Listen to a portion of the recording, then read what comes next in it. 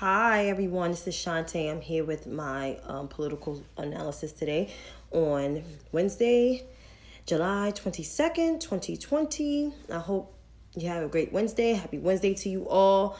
I hope you guys, whoever watched the Versus Live with DMX and Snoop, I hope you enjoyed that. I'll cover that at the end, but I just want to get to this thing. It's nothing much. I don't have much for you today, but I do have numbers for the coronavirus.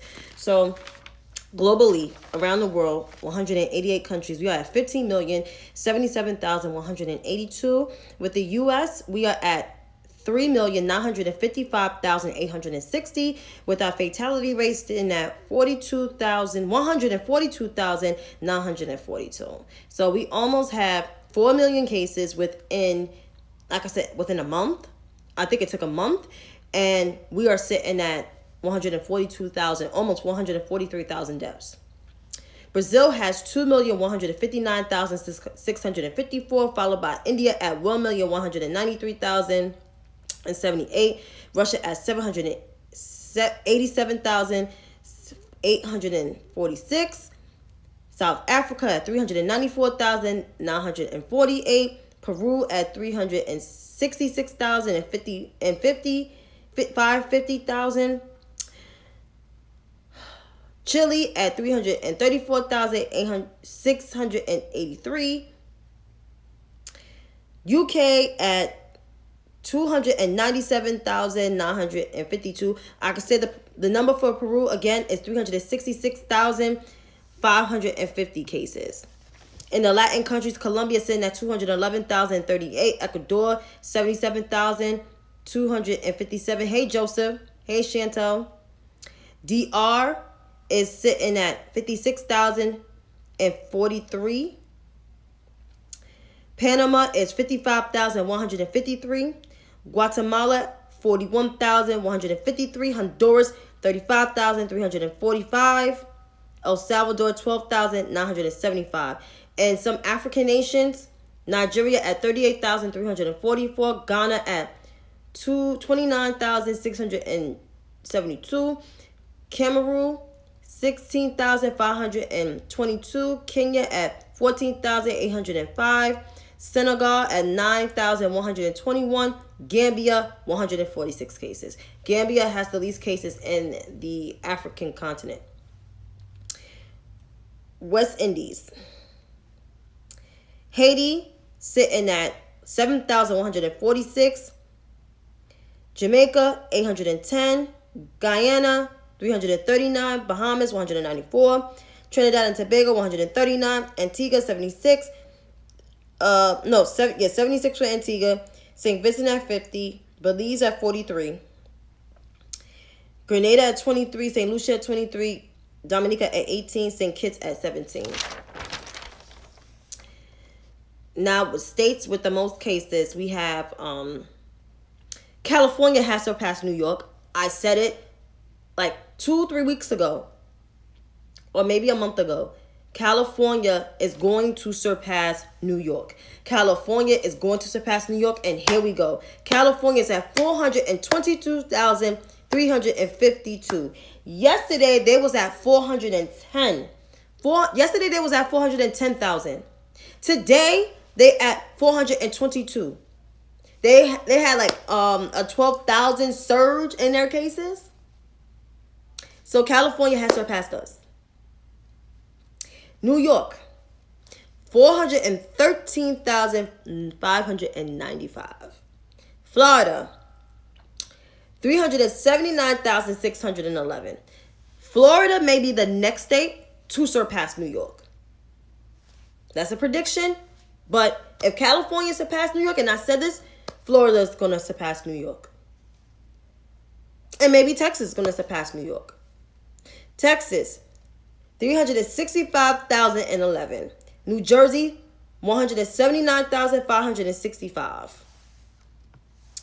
Illinois, 167,142. Arizona, 150,623. And Georgia, 139,120. Now, counties with the most cases, the top 50 counties with the most cases, I only recorded 5. Los Angeles is 162,125. They're going to surpass New York City, because New York City has 221,000 cases, or 222. They're going to surpass New York with the number of cases. Los Angeles. I kind of predict that, because if California surpassed New York, Los Angeles, the county, is going to surpass New York City. Cook County, 99,462. Maricopa, 98,988. Miami-Dade County. Miami-Dade County is a new hotspot, 89,557. Queens is a county in New York City, but New York City still has a lot of cases, the city itself. But Queens has 66,557. Keep in mind, Queens was the epicenter of this out of the whole 5 boroughs. Made New York City the epicenter. Now, California is the epicenter. Los Angeles is a hotspot, and it's going to be the epicenter of this thing. I can see it happening. I'm not surprised. And keep in mind, California was one of the first states to do a stay-at-home shelter-in-place, especially in the Bay Area, which is north of California. So now that they have this surge, that's crazy. And I know Gavin Newsom is a good governor. I know he tried to do everything that's best and don't want to shelter people at home, but it's like, it's the county mayors, sometimes it's the county supervisors that be like, no, get them outside. And keep in mind, some parts of California are still a conservative spot. So once again, California now has the most cases, 422. Hey, Toya, 400. I hope my baby is well with her asthma, one of them, because both of them always get sick all the time. But I hope, yeah. So California has surpassed New York with 422,000. Florida's next. So New York now has the second most cases, but we are flattening our curve.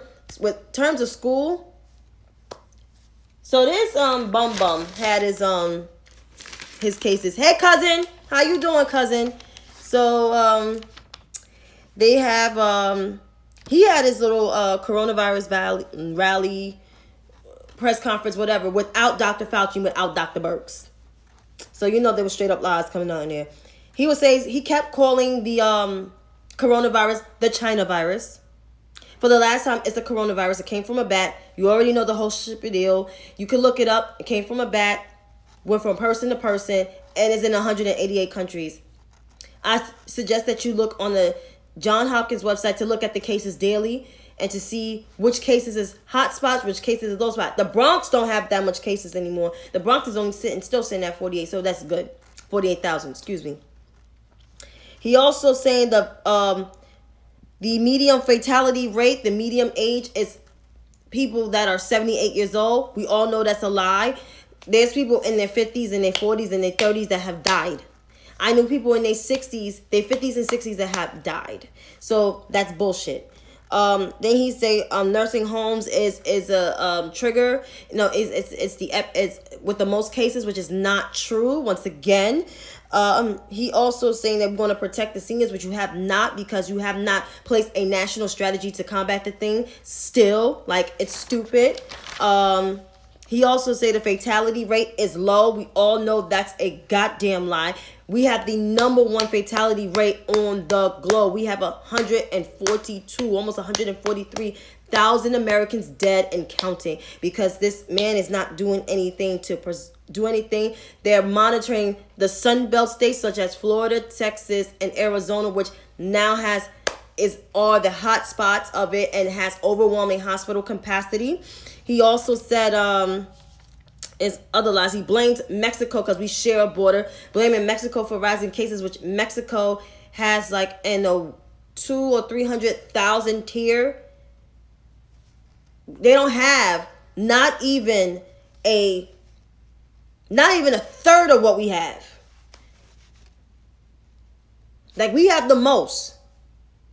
Then comes Brazil, which is the Brazilian president is like Trump, who don't believe in science, who kept hugging motherfuckers, and now he has coronavirus, and now he has to deal with coronavirus. And he's an older male. And in India, don't know what's going on with India, don't know if that's a science denier too, but he's been lying. Overall, when he said the infection rate is coming down And he said he wants to send children back to school. For all the parents that I know, don't send your kid to school. No matter where you live, do not send them to school. That is a COVID outbreak. Kids are the germiest little creatures. I love them, but they are the germiest little creatures. They pretty much, they like to hug their friends. They like to play contact sport. They want to sit next to each other, want to share their lunches, share their... I was one of those kids that want to share my stuff. So, like, that's a big COVID outbreak. Duh. So, all that lying and shit. So, he was asked some questions regarding, his lies. He was asking, targeting Democrats, is it a political stunt? And he said these cities, because he kept targeting Democrats, because just to keep in mind, he's also sending federal agents to Chicago, to Albuquerque, and to Kansas City, because he has a order. And Mayor Lightfoot basically said to him was he's trying to divert from the attention that he has failed the leadership of COVID-19, which is true because we have like almost 4 million cases. It's ridiculous.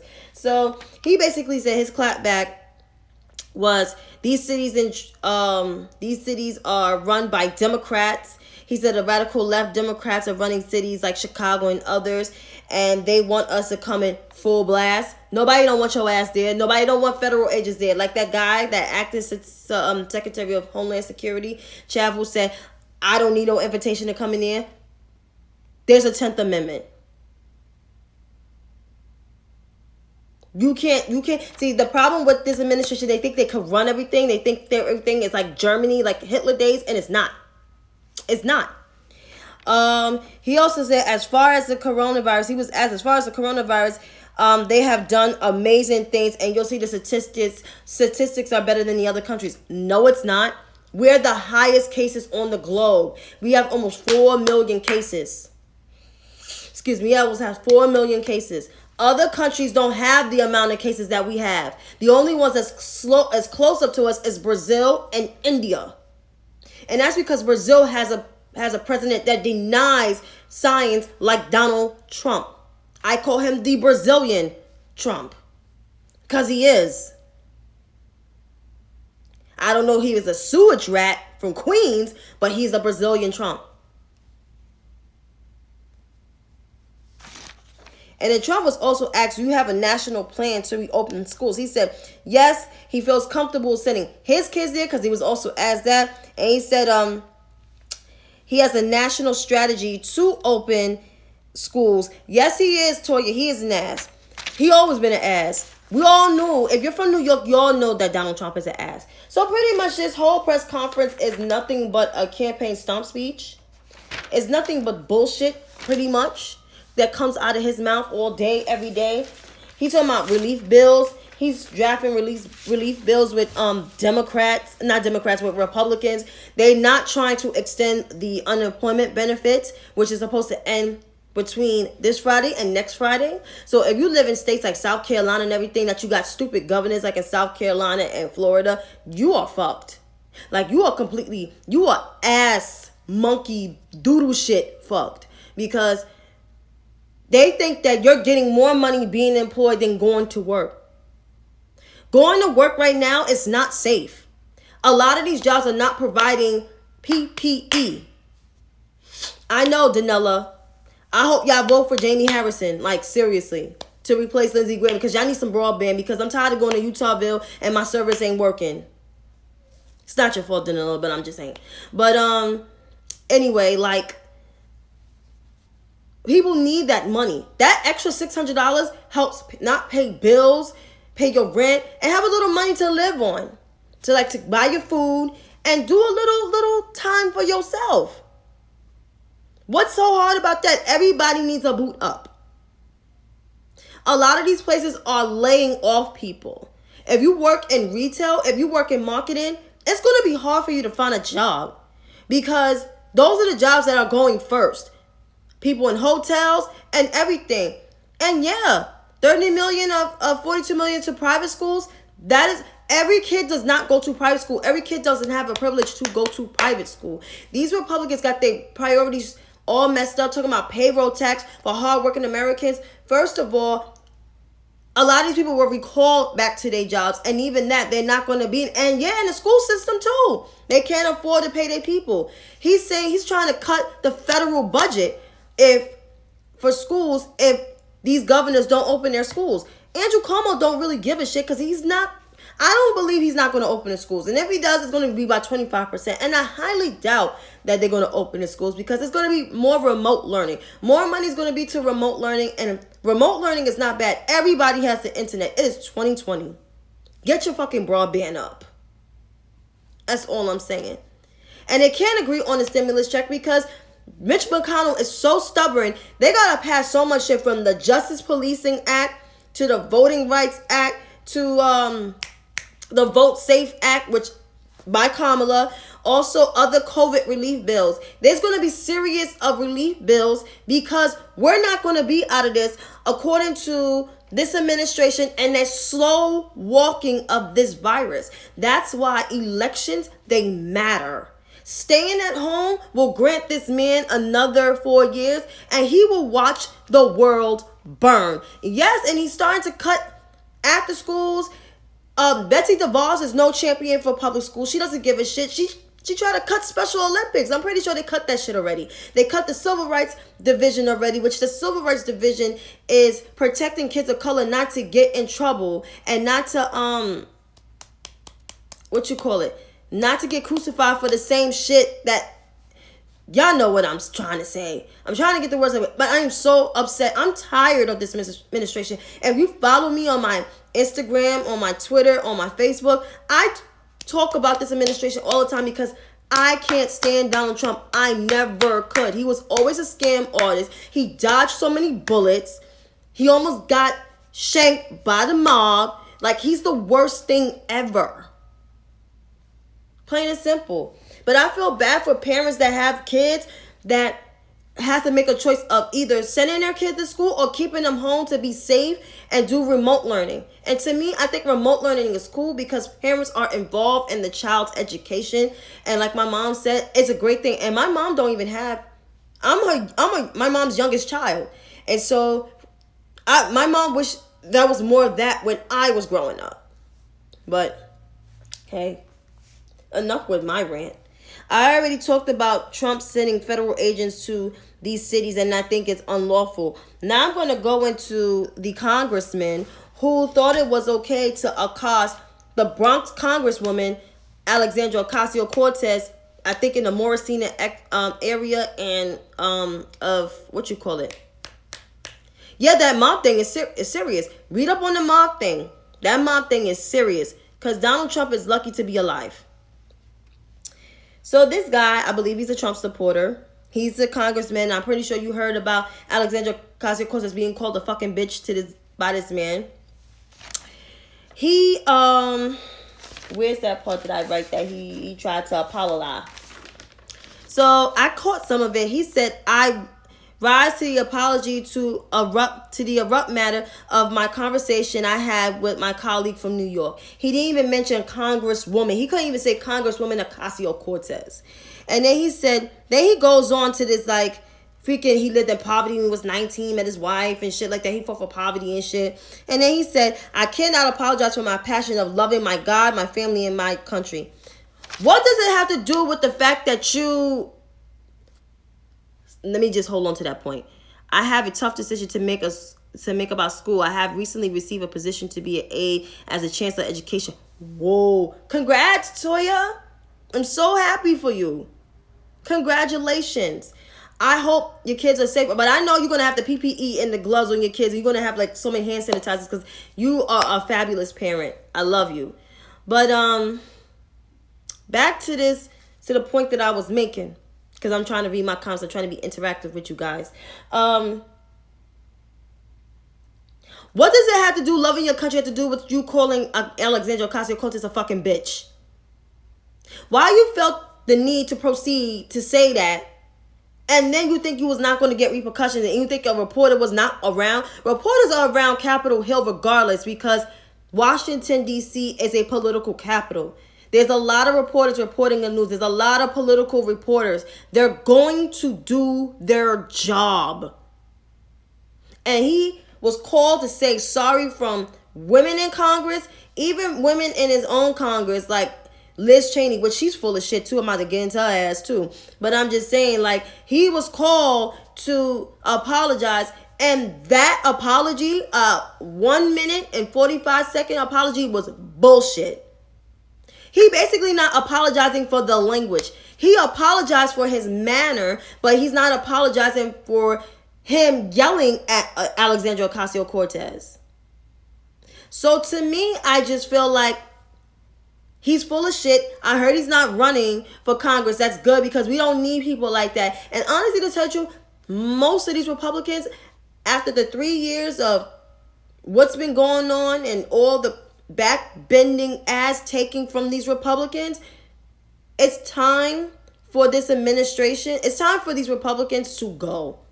Starting with Mitch McConnell, Lindsey Graham, Susan Collins, who else? I don't know, Lisa Murkowski, she's in that tier. Tom Tillis, all of them from the Senate and even from the House, they all need to. Kevin McCarthy, they need to go. Steve Scalise, he need to go. They all need to go. All of them. So that's my take on that. And with Liz Cheney, she can go too. Because she full of shit too. I don't like her father, which is Dick Cheney, the former vice president. I don't like him. I don't like the fact that he left those people in Afghanistan hang to dry when he was the Secretary of State. And his ass is racist too. And she's racist too. So she doesn't get a pass. But Biden's comment. So today, Joe Biden, and I tried to get what he was saying, but I just felt like, dude, have you done your history? So he said in a virtual town hall, the way Trump deals with people based on color of their skin, their nationality, their national origin, where they're from is absolute sickening. That's what he said. No sitting president has ever done this. Never, ever, ever. No Republican president has done this. No Democrat president. We had racists and they have existed that tried to get elected the president that the first one has. Okay, I don't know what he was trying to say. I kind of slightly get it after watching it. But we had racist presidents. The first president of the United States had slaves. The third president was messing with a slave and had children by her. Has black family members too. Let's see. Andrew Jackson killed off Indians.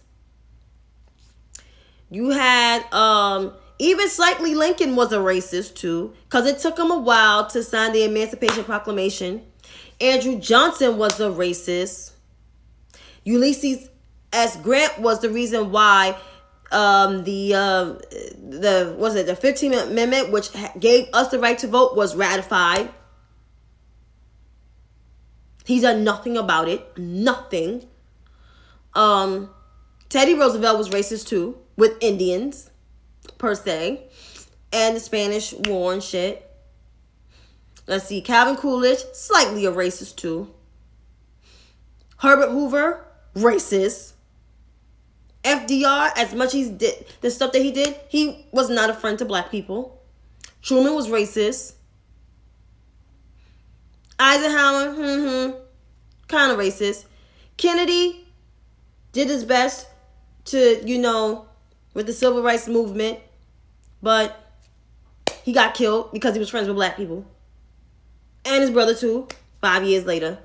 LBJ, not a friend of black people, racist. He had to get those Dixiecrats because Democrats at the time, which some of them were still racist, before the party switched over, did not like John F. Kennedy because he was a Roman Catholic. Nixon was racist. Reagan was definitely racist. The way he came uptown in the Bronx in the 1980s, talking about wait a damn minute, I will slap the dog shit out of you. You tell me wait a goddamn minute, white man. Bush, had a hard time being with black people for Bush 41. Bush 43 wasn't a racist, but Bush 41, there was some skeptical there. Dick Cheney was racist. And now you got Donald Trump. So really, it's nothing new. That's the only thing that Biden effed up. But he was basically trying to say that Donald Trump is the first one to be overtly racist. Like, out there with his shit and don't give a fuck. That's what he's trying to say. But then again, you had Andrew Johnson, who didn't give a fuck neither. But in our time, I guess he was trying to say, he should have said that in our time, Donald Trump in our time is out there racist. Like, out there racist. Like, saying Black Lives Matter is a symbol of hate. Talking about inner cities is bad. Black people just only in inner cities, which is not true, because there's white people that live in inner cities because they can't afford to live in the suburbs. So I hope that messaging doesn't get lost in the weeds, but just letting you know, just trying to clarify that. Not saying that I hate people, but I'm just saying, because I have respect for the former vice president, because he actually never disrespected President Obama, and they have a great relationship. He never tried to do his job as the president, as the vice president. That's good. So that much, I give that much respect for him. And he handled 2 pandemics. I mean, come on, seriously. But I'm gonna need for him to read. But enough of that on my politics. So getting into the culture things, Kamala Harris had a live that I saw today. I thought it was awesome with Sarah Cooper, the comedian that keep doing the TikToks of Donald Trump with his stupidness. They had a great candid conversation, and they had a conversation about open spaces and, you know, why it's important to vote and why it's important to be engaged and why, you know, the things with the coronavirus. And I thought that was an amazing conversation. And the fact that they're both black women, both West Indian black women, which is awesome. And this is exactly why with me, everybody got their own pick of who they want as a VP. My pick is Kamala Harris. I supported her during the primaries. I loved what she brought to the table with her child care plan, with her economics plan, with her health care. And now, since she's been out the race with the coronavirus relief bills, of course, the bill that gives families, individuals $2,000 and families additional $2,000. So you have $4,000 from the government until March 2021, which is a bill also signed on by Bernie Sanders and Ed Murkey, which I think that is the best bill that she could possibly have. And now she came out with something where doctors can't discriminate against you and turn you back because you have COVID symptoms, which that has happened. That's how a lot of black people have died, because they were turned around and not got given the test. So she has those bills, and giving health care professionals training on how to deal with people with COVID. So I love her. I think she's fabulous. People will say, well, what about her criminal justice thing? If you do your research, half of the stuff that was in that op-ed was not true. Well, most of that stuff on that op-ed was not true. You have to read Mercury, search on Mercury about criminal justice, Kamala Harris' real criminal justice background. Also, there's a lot of research of what she done. She done a lot of recidivism. She done a lot of, if that's the term, also a lot of intervention and prevention. So that is something that attracts me. But everybody, like I said, got their choice. People got Susan Rice, even though Susan Rice is a career diplomat, she's good for, Secretary of State. There's Keisha Lance Bottoms and there's Val Demings. Stacey Abrams is not being recommended because she never held a federal position, and you need someone to know what they're doing when they walk in the doors day one. Elizabeth Warren is a good senator. She shouldn't leave her Senate post because she has a Republican governor in her state, and they will replace a Republican in there, and that will not be good. That will be bad. And she's in there to 2024. She's best in the Senate. That's where she need to be. She'll be fine in there. So, And last, DMX battle. Who watched the Versus battle? Because I love that battle. That battle was awesome. That battle was good. I love DMX. And I love Snoop. I can't say who won, because I grew up on them both. I'm an 80s baby, 86 all the way. And so, like, I watched the rise of gangster rap as a kid. Of course, my mom didn't want me to listen to it, but my father and my sisters was like, I'll listen to it. And it was legendary. They had over like 500 viewers. They had like more viewers than the Fabulous and Jadakiss thing, which is sad because I like that battle too. And they had like just as much as they had more than the Ludacris and Nelly battle, which that was alright, but Ludacris won that like hands down, and not just because of hits, because Luda has bars. But I'm just saying, in terms of the Snoop Dogg and DMX, even though DMX, I'm so glad that he recovered, because he had some really health complications. He was going down a bad spiral. But I am so happy. And they are high school memories. They are. DMX was awesome. Yeah, he had like 500 viewers. It was so good. For those who didn't catch the battle, you can watch it on YouTube. Versus, I think, put it on there. And they have some of the songs. They have the album on the Apple Music. So it's good. But I'm just going to end this live tonight. Yes, we are in this pandemic. We are in this time of civil unrest. This time of uncertainty. But just stay woke.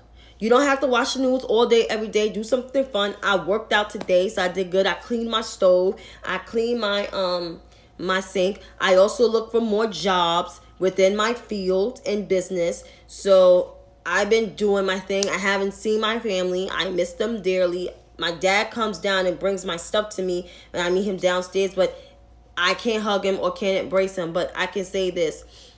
Please be safe out in these streets. And if you're going to go shopping, or if you're going to see a family member, you shouldn't do large gatherings. Make sure you have your gloves on. Make sure you don't give them no hug. Because I don't hug my father, because my father is a diabetic. I try to stay away from my family because they all got health complications, and so do me. So be safe out in these streets. Wear your mask. Have your gloves in your pocket when you go to the store. Take them off when you come out the store. Have your hand sanitizer, your wipes. I carry 3 bottles of hand sanitizer, small ones, and I carry my wipes because I'm crazy like that. That's what I do.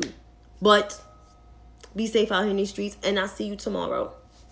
Good night.